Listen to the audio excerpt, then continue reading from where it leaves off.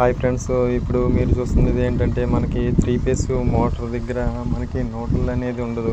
అయితే ఇక్కడ మనకి న్యూట్రల్ అనేది ఒకసారి ఎలా లాగాలి ఏంటనేది మీకు ఈ వీడియోలో చూపిస్తాను.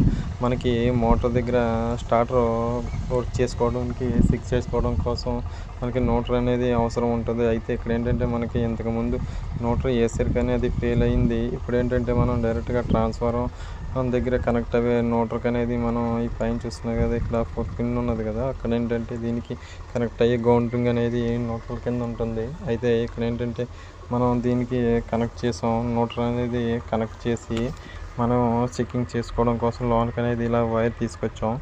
ఇక్కడ నుంచి ఏంటంటే మనం బలం చెక్ చేసుకోవాలి అంటే వాటర్ తోటి మనం 3 ఫేస్ అది కరెక్ట్గా ఉందా లేదా అనేది చెక్ చేసుకోవడం కోసం ఈ విధంగా మనం న్యూట్రల్ అనేది కనెక్ట్ చేయడం జరిగింది.